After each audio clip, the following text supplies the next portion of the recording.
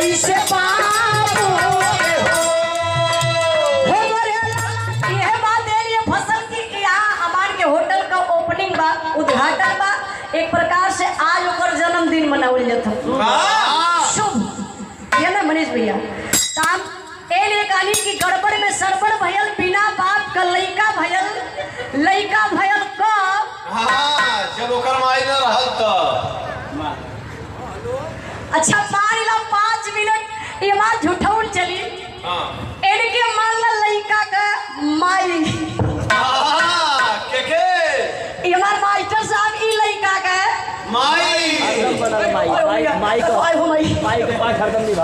अरे माई को फर्ज निभावे ला दुनिया में सबसे बड़ी माई होली काहे से हमारे गुरु जी एक लाइन बहुत ऊंचा लिख दले बनी आप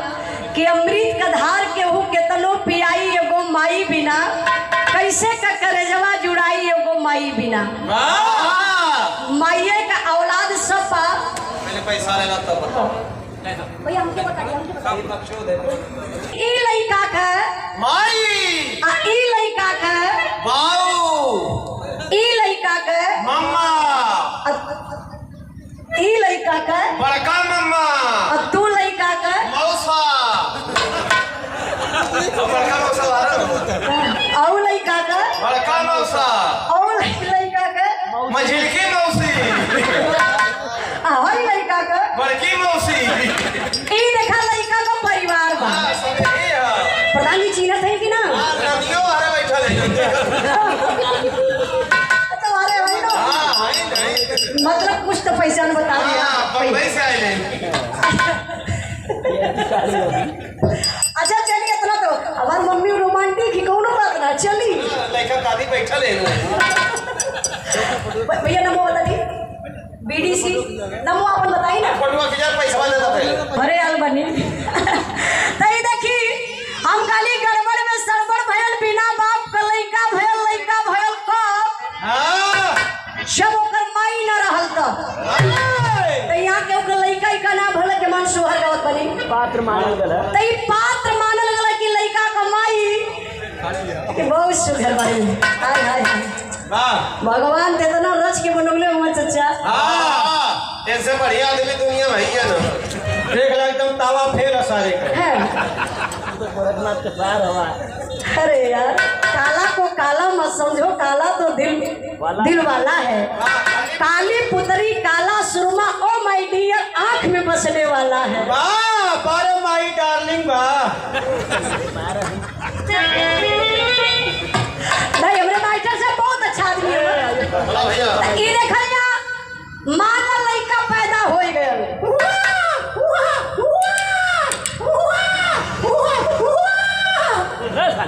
ए रो मत रो ए नदी बहुत रो मत हो हां ये के पुलवा धरा दे का शांत ये यार काम तनी पैरवा हरा करे हरा पिसाब ना करे अरे मामा और करा मतलब यार तो के उसर लगत हो ना ना ओकर मामा हंस रहली है ओकर मौसी लोग बगलिया में मौसी ते गुस्सा तो है एकरा के स्टैंड लगाओ दुनिया हमके खोजे तो गुस्साई के ए देखैया ई लइका हो बड़ा तगड़ा लगत है हां ता प्रेशर वाला है ऑपरेशन वाला ना आया ऑपरेशन वाला लॉकडाउन पहले वाला कुछ पहले हो कि ना है कुछ पहले हो कि ना अरे पैंपस पहले हो गबड़ा जी गंदा हल्का फुल्का ठंडी है थोड़ा मोड़ा तो हो ही जाए अच्छा देखिए गोती तैयारी जुटली तो अशोक भैया भौजी गली के हैं पकड़ के हम बनले इलाकों से जब गोती तैयारी जुटी है तो जाने लगा कहीं है हो रे तनी अशोक बो के बोलावा बड़ा बढ़िया सोहर गावे तनी सुनीलो बो के बोलावा तनी अमित के दीदी के बुलावा बहुत बढ़िया नाचे नी अच्छा देखिए आप लोग बुरा मत मनिए कि हमरे ए भाई गावे खाली बुलाओ थे अच्छा हाँ गलत कर तो भाई हमसे पहचान के लोग तनी पाके लाल बो के बोलावा ए जे बुक बुलाओ तनी जइयो बो के बोलावा तनी मनीष बो के बोलावा पंकज वो के बोलावा अतरी है प्रधानो वो के बोला ला सब तो जुटी गल हा। अच्छा गोती दया दिन झूठी आली उजाला कमाई ना आईली लात खाएगा का तू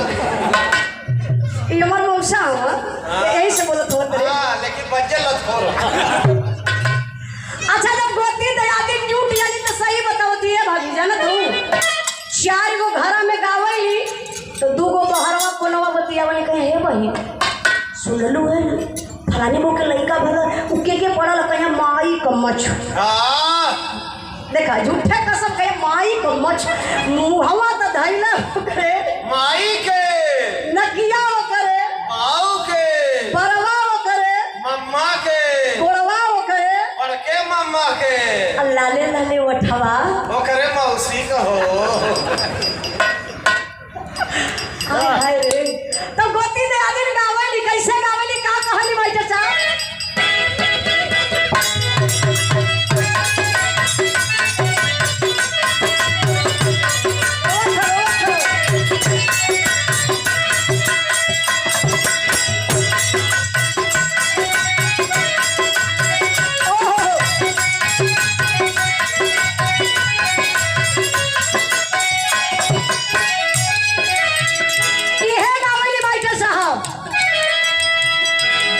जुग जी है तोरा लाला हो भवाना पाके भाग जागल हो मोरे लाला हो मोरे लाला जुग जुग जी है तोरा लाला हो भवाना पाके भाग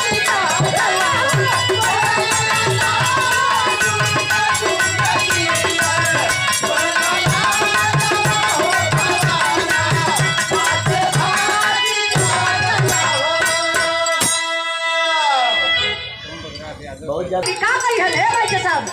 अखिया त हमने जैसे पाए कनकिया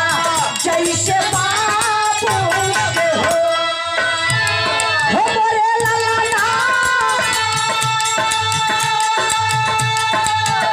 हो मोरे लाला मोहा हसुरुजा बात जोतिया भवाना के भाग जागल हो हमने जैसे पाए कनकिया जैसे बाबू के हो मोरे लाला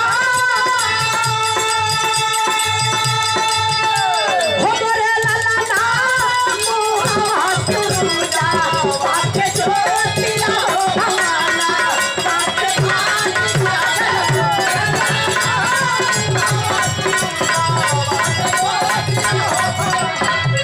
यार नहीं वो तो लोग उठा के टांग के देते हैं हम गाँव तो आ जाला पवरिया अरे काहे बोला का अरे पर ऊंचे ऊंचे धरती पल्ले वाला हो आए चले बानी आगल हम अड़ुआड़ी का भड़ुआ सारा अरे नहीं मंगल प्रजापति हो भैया ना शिकायत हो गई एकरे अंदर मछली सर में खाली घूम मछली अरे अमीन साहब का साहब भूवर भूवर मारे होलिया भूवर भूवर मारे होलिया भूवर भूवर मारे होलिया भूवर भूवर मारे होलिया भूवर भूवर मारे